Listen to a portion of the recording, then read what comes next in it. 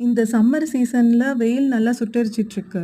நம்மளோட brown check ஒன்னத்துக்கு மட்டும் கண்ல பாக்ஸ் மாரி கிரியேட் ஆயிடுச்சு. இப்ப தான் ஸ்டார்ட்டிங் ஸ்டேஜ் அதனால ஃபர்ஸ்ட்டு நான் டர்மரிக் கொஞ்சோன்னு எடுத்துக்கிட்டேன்.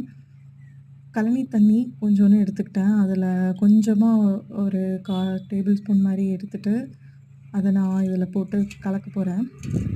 இதில ஊத்திட்டு அதுக்கப்புறமா கலந்துடணும். கலந்து வச்சுட்டு, அதுக்கப்புறமா காட்டன் அப்படி இல்லன்னா டிஷ்யூ பேப்பர் நம்ம யூஸ் பண்ணி அப்ளை பண்ணிக்கலாம். நான் டிஷ்யூ பேப்பர் தான் யூஸ் பண்ண போறேன்.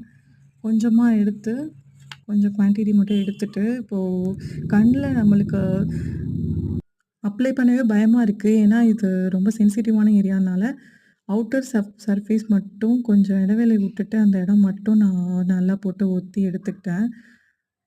அதோடயே இப்போ ஒட்டிக்கிச்சு பாருங்க.